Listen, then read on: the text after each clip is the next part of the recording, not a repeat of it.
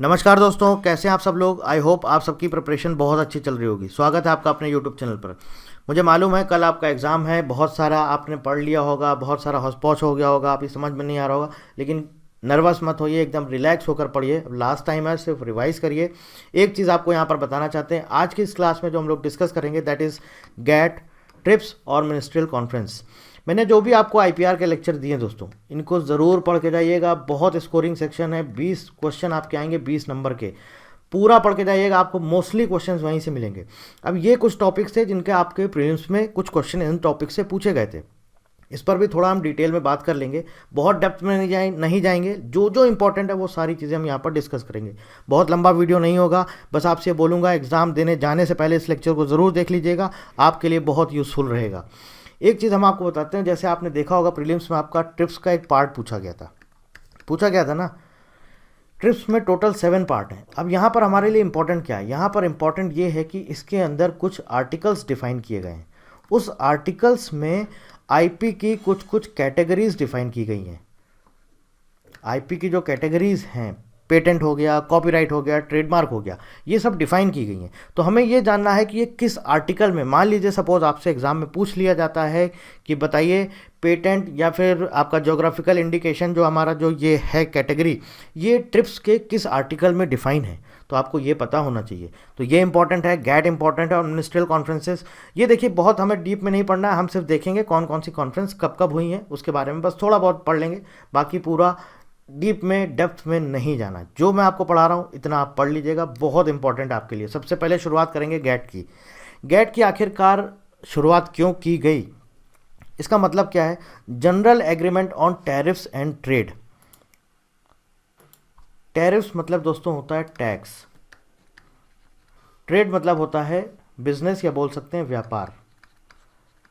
जब हमारा second world war ख़त्म हुआ, इसके बाद बहुत सारी कंट्रीज़ को लगने लगा कि हम लोग अपना बिजनेस को कैसे प्रमोट करें, मतलब प्रमोट करें, लेकिन जो टैक्स है या जो हमारा कोटा है उसको हम कैसे सेट करें, कितना टैक्स होना चाहिए, कितनी हमें क्वांटिटी सेंड करनी, एक्सपोर्ट करनी है, कितनी इंपोर्ट करनी। तो उसके लिए एक एग्रीमेंट पर साइन हुए, that is known as GATT, GATT। सबसे पहली बार इस पर साइन हुए थे 30 अक्टूबर 1947 को जेनेवा राउंड में। कब हुए थे? Geneva round. और 23 कंट्रीज़ ने साइन किए थे, जिसमें कि एक कंट्री था हमारा इंडिया। इंडिया ने भी इस पर साइन किए थे। अब देखिए दोस्तों, गैट की शुरुआत हुई है 1947 से और ये कब तक चला है? 1995 तक। क्यों? क्योंकि 1995 में गैट की जगह बन गया WTO, World Trade Organisation. World Trade Organisation WTO 1995 में इसकी स्थापना हुई और इसको बोला जाता है WTO is a successor of GATT. ठीक है। अब 1947 से लेकर के 1995 तक, 1995 तक गैट में टोटल 7 राउंड हुए। राउंड मतलब कि बातचीत, हिंदी में बोलते हैं दौर। ठीक है। तो 7 राउंड्स हुए। कौन कौन से हुए? जेनेवा है, उरुग्वे है आपका, इसके साथ साथ आपका दोहा है। ये सारी चीज़ें अभी आगे डिटेल में बात करेंगे। सबसे पहले थोड़ा सा डिटेल में समझते हैं गैट को। The general agreement on tariffs and trade is a legal agreement between many countries whose overall purpose was to promote international trade by reducing और eliminating trade barriers। मतलब कि इंटरनेशनल बिजनेस को promote करना था, लेकिन क्यों, कैसे प्रमोट करना था? ताकि eliminate trade barriers such as tariffs यानी कि टैक्स और कोटास यानी कि फिजिकल लिमिट। मतलब कि हम कैसे अपने ट्रेड को, कोई कंट्री है अपना अगर इंटरनेशनल ट्रेड करना चाहता है, बाहर बिजनेस करना चाहता है, तो उसको हम कैसे प्रमोट करें। और हमें क्या करना है? हमें टैक्स भी कम करना है और हमें फिजिकल लिमिट, फिजिकल क्वांटिटी भी सेट करनी है। तो इसके लिए जनरल एग्रीमेंट पर जो आपका एक लीगल एग्रीमेंट था that is known as GATT, उस पर साइन हुए। ठीक है। अब ये देखिए, कोटा मतलब क्या होता है? फिजिकल लिमिट, मतलब कि हर एक कंट्री को एक लिमिट सेट की जाती है। जैसे मान लीजिए सपोज आपका जो भी अरेबियन कंट्रीज़, अब वो बोलेंगे कि भैया हमारे पास तो ऑयल है, हम पूरा ऑयल एक्सपोर्ट करेंगे, हम पूरा पैसा कमाएंगे। तो उससे क्या होगा? उससे बाकी जो कंट्रीज़ हैं उनका नुकसान है। वो कहेंगे ये क्या बात हुई, हमारे पास भी है तो ये तो पूरा ही एक्सपोर्ट कर रहे हैं, इनको बोलिए कि कुछ कम करें ताकि हम लोग भी अपना एक्सपोर्ट कर सकें। तो उसके लिए फिजिकल लिमिट एक सेट की जाती है हर एक क्वान्टिटी पर, और टैक्स की भी कुछ दर यहाँ पर सेट की जाती हैं कि 5% लेंगे, 8% लेंगे, उसके लिए ये साइन हुआ। GATT was first discuss during the United Nations Conference on Trade and Employment. Trade and employment के ऊपर यूनाइटेड नेशंस का कॉन्फ्रेंस हुआ, उस पर सबसे पहली बार गैट की बात की गई। ठीक है दोस्तों, and was the outcome of the failure of negotiating governments to create the International Trade Organisation. ITO की विफलता के बाद, ये सफल नहीं हो पाया था ये ऑर्गेनाइजेशन, उसके बाद गैट की स्थापना की गई थी। It was signed by 23 Nations in Geneva on 30 October 1947। Geneva में साइन किए गए, ये वही बात की थी मैंने अभी आपसे, जेनेवा राउंड। ठीक है, 30 अक्टूबर 1947, लेकिन was applied on a provisional basis on 1 January 1948। India इसका मेंबर बना है 8 जुलाई 1948। ये सारे इंपॉर्टेंट फैक्ट्स हैं दोस्तों, याद रखिएगा, बहुत इंपॉर्टेंट है, और ये आपके प्रीलिम्स के एग्जाम में पूछा गया था। इंडिया इसका मेंबर बना है 8 जुलाई 1948। इसके बाद देखिए, India has been a WTO member since 1 जनवरी 1995। 1 जनवरी 1995 को ही WTO की स्थापना हुई है। ट्रिप्स एग्रीमेंट भी इसी दिन से लागू हुआ है, 1 जनवरी 1995, और इसके साथ साथ इंडिया इसका मेंबर बना है 1 जनवरी 1995। अब मान लीजिए आपसे पूछ लेता है कि WTO की जो स्थापना हुई 1 जनवरी 1995 किस राउंड में हुई है, तो आपको ये पता होना चाहिए, उरुग्वे राउंड में। ठीक है, it remained in effect until 1 January 1995 when the WTO World Trade Organisation was established after agreement by 123 nations in Marrakesh on 15 April 1994। Marrakesh agreement हुआ था, मोरक्को में एक जगह है ये मरक्केश एग्रीमेंट, इस पर साइन हुए 15 अप्रैल 1994 को as part of the Uruguay Round agreements. Uruguay Round में इस पर साइन हुए। और देखिए दोस्तों, इसी के बाद आपका WTO बन गया। The WTO is the successor to the GATT and the original GATT is still in effect under the WTO framework. ये देखिए, हम बात करेंगे दोस्तों WTO के जो भी ट्रेड राउंड हुए हैं, गैट और WTO, यानी कि 1947 से लेकर के और 1995 तक। जो लास्ट वाला आप देख रहे हैं दोहा राउंड, ये अभी कंक्लूड नहीं किया गया है, नवंबर 2001 में हुआ, 159 कंट्रीज़ ने साइन किए हैं, ये अभी कंक्लूड नहीं किया गया। उरुग्वे राउंड था, यहाँ पर हम बोल सकते हैं जो सितंबर 1986 में हुआ है।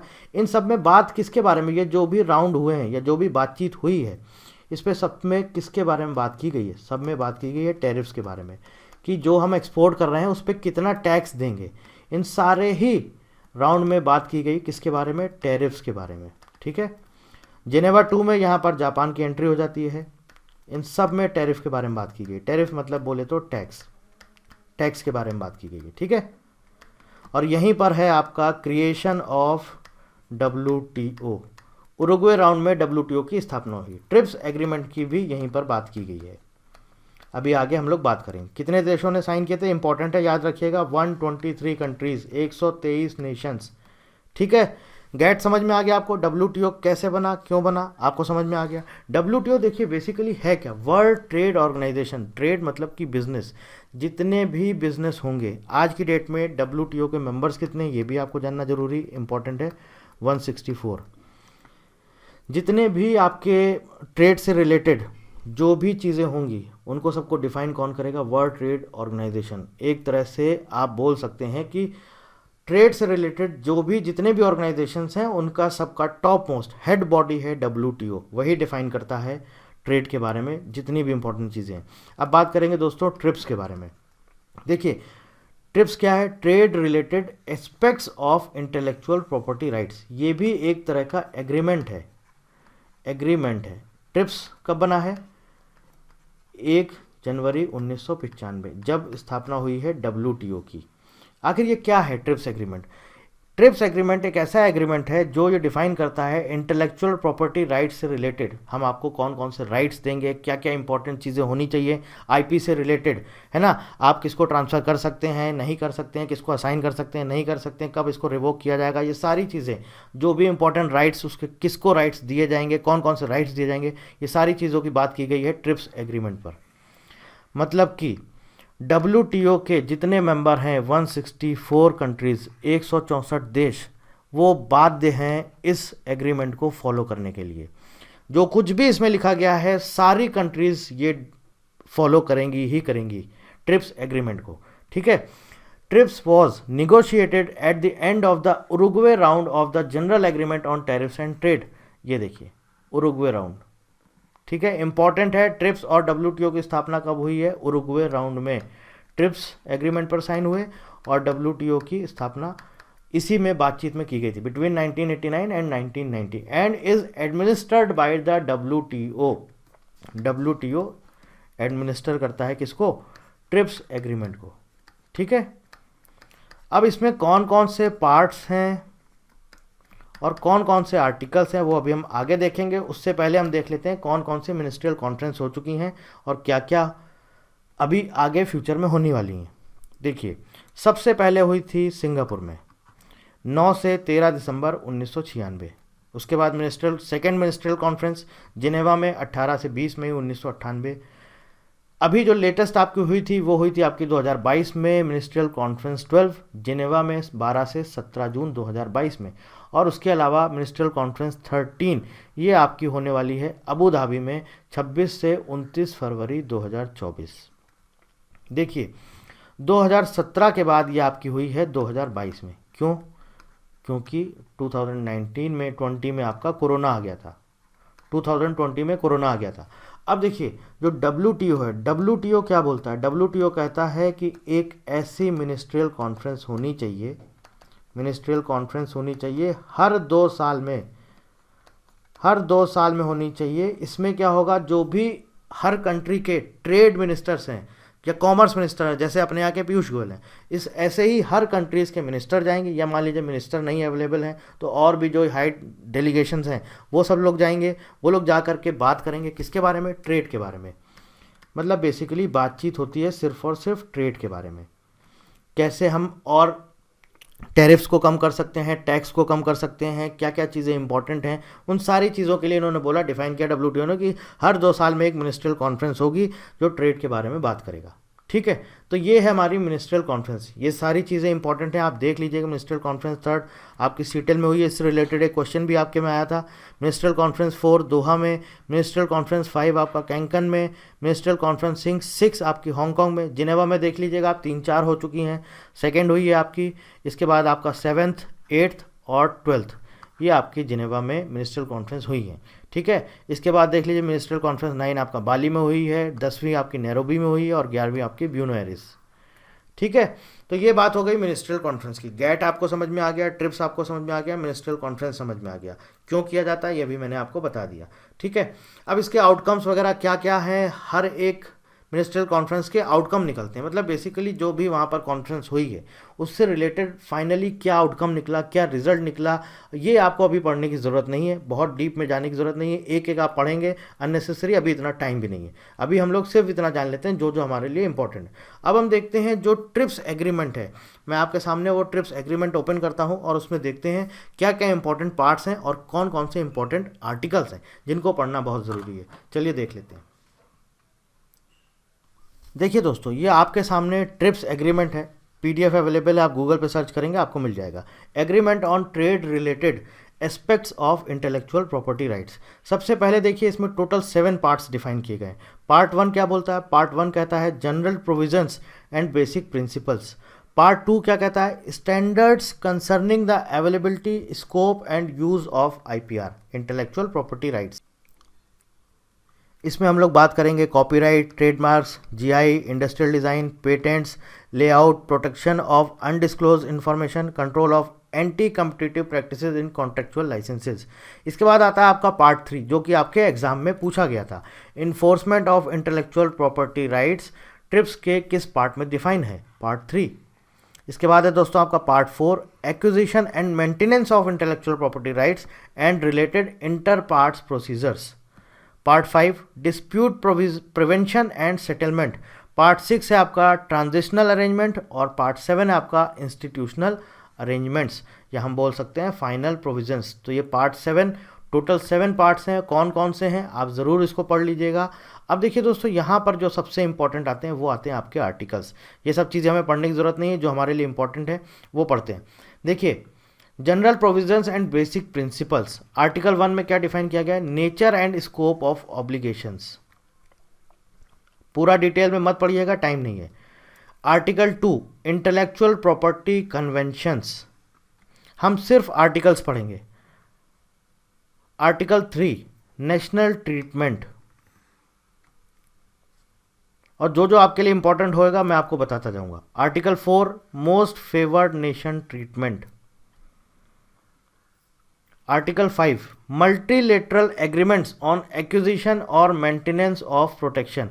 सपोज मान लीजिए आपसे पूछ लिया उसने एग्जाम में कि ट्रिप्स के किस आर्टिकल में डिफाइन है मल्टीलेटरल एग्रीमेंट्स ऑन एक्विजिशन और मेंटेनेंस ऑफ प्रोटेक्शन, तो आप बोलेंगे सर हमने तो पढ़ा ही नहीं है।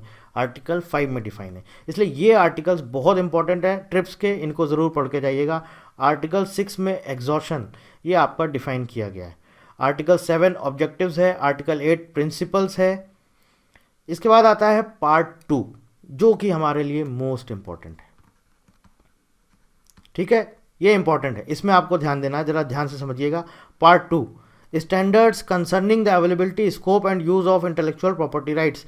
Section 1 copyright and related rights. Section 1 define है कॉपीराइट के बारे में। Article 9 relation to the Berne convention. अब ये बर्न कन्वेंशन क्या है, ये मैं आपको ऑलरेडी, जो मैंने आपको ट्रीटीज़ वाला लेक्चर दिया वहाँ पर मैं ऑलरेडी आपको ये सब कुछ बता चुका हूँ। बर्न कन्वेंशन, तो आर्टिकल 9 है relation to the Berne convention. Article 10 computer programs and compilations of data. देखिए सेक्शन की बात हो रही, सबसे पहला सेक्शन डिफाइन किया गया है कॉपीराइट्स के लिए, तो ये जो भी आर्टिकल्स हैं ये कॉपीराइट से ही रिलेटेड है। ठीक है, computer programs, compilation of data, ये सब कॉपीराइट में ही आता है। तो सेक्शन 1 का आर्टिकल 10। Article 11 rental rights. अगर आपसे पूछता है कॉपीराइट का रेंटल राइट्स ट्रिप्स के किस आर्टिकल में मेंशन है, दैट इज आर्टिकल 11। ठीक है, article 12 term of protection. Term या बोल सकते हैं ड्यूरेशन डिफाइन किया गया है। अच्छा, मैंने एक चीज़ आपको और बोली थी, क्योंकि जो आपका प्रीलिम्स का एग्ज़ाम आया था वहाँ पर आपके 3-4 क्वेश्चन थे शायद जो कि टर्म से रिलेटेड थे, तो इसलिए जो भी जितने भी आपके आईपी की कैटेगरीज हैं 10, उनके सबके टर्म्स ज़रूर पढ़ लीजिएगा, और वो कब से एप्लीकेबल होते हैं ये भी पढ़ लीजिएगा। 5 साल है, 10 साल है, 15 साल है, लाइफ टाइम है, 60 साल है, 20 साल है, जितने भी आईपी की कैटेगरीज हैं उनके टर्म या ड्यूरेशन ज़रूर पढ़ लीजिएगा। टर्म ऑफ प्रोटेक्शन डिफाइन है आर्टिकल 12 में। आर्टिकल 13 में है limitations and exceptions. Article 13 limitations and exceptions. Article 14 protection of performers, producers of phonograms, sound recordings and broadcasting organisations. ठीक है, देखिए जो भी, अब जैसे कॉपीराइट की हम बात कर रहे हैं, तो हमारा जो कॉपीराइट एक्ट है, उन्होंने, जो इंडिया ने कॉपीराइट एक्ट बनाया है, ये ट्रिप्स एग्रीमेंट में जो ये आर्टिकल्स दिए गए हैं ना, इनको ही फॉलो किया गया है। ठीक है, उसके बाद ही इंडिया ने अपना कॉपीराइट एक्ट बनाया है। तो आर्टिकल 14 डिफाइन करता है प्रोटेक्शन ऑफ परफॉर्मर्स। सेक्शन 2 आ जाता है ट्रेडमार्क का,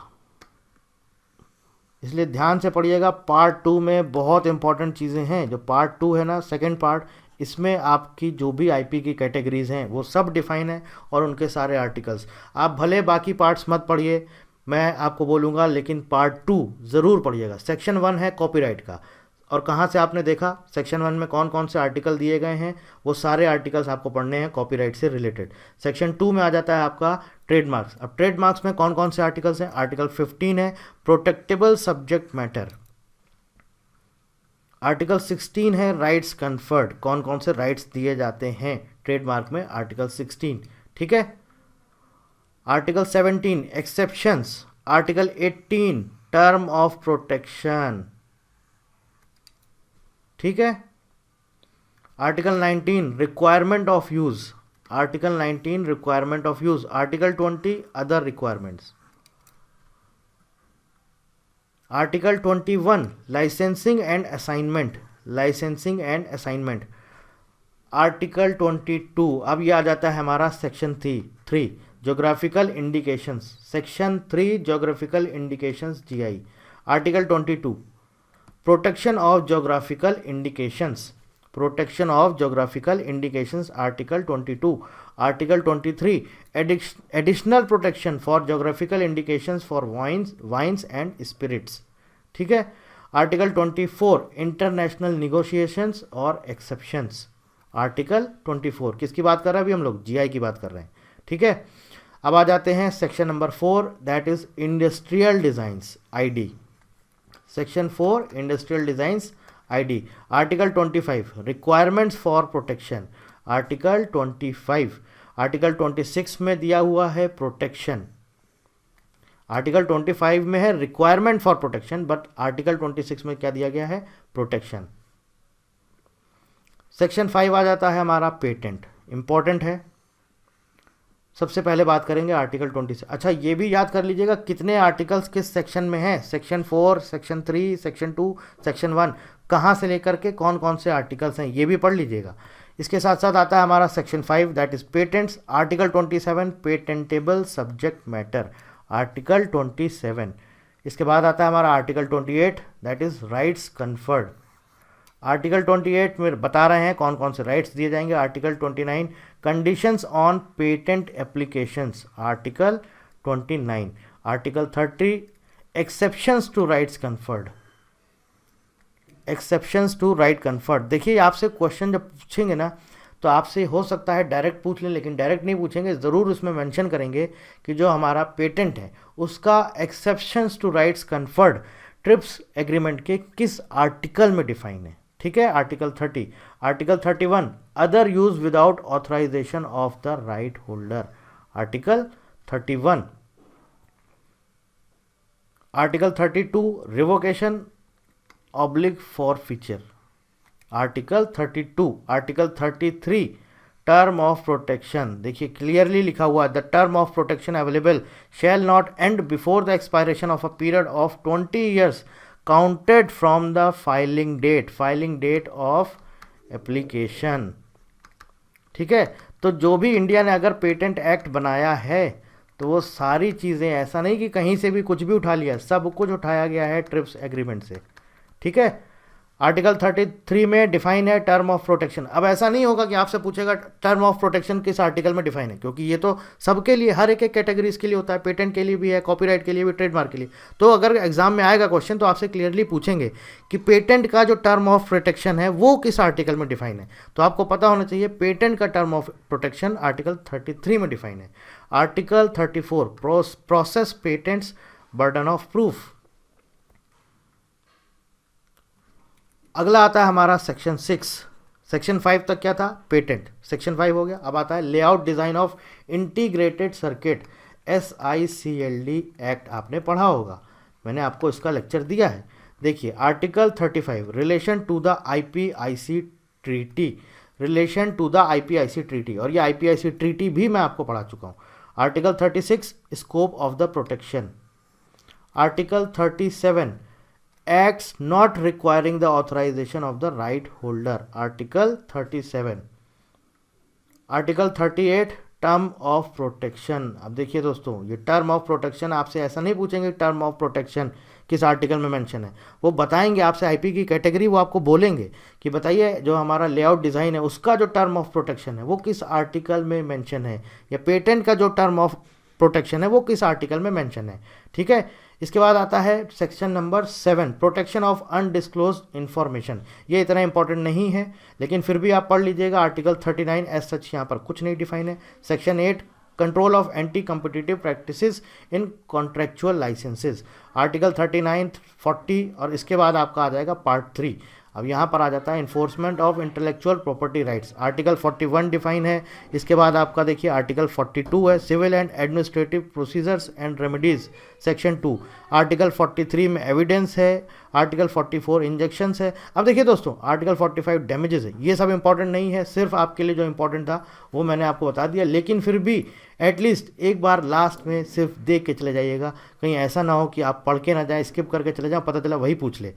ये सबसे इंपॉर्टेंट पार्ट है जो मैंने आपको बताया है, पार्ट 2, इसको मत स्किप करिएगा। मैं चाह रहा था कि लास्ट में आपका एग्ज़ाम है, कुछ भी आपका मिस ना हो, एक नंबर बहुत मायने रखता है, इसलिए ये आपको पढ़ाना बहुत ज़रूरी था।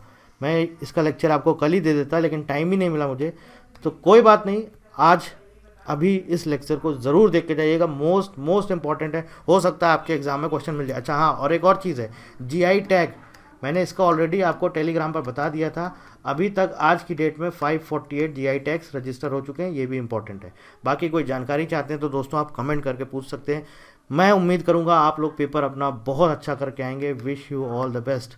फोड़ के आना भाई लोग, थोड़ा हमको भी बहुत अच्छा लगता है अगर आपका पेपर अच्छा होता है। So wish you all the best. Thank you for watching and thank you.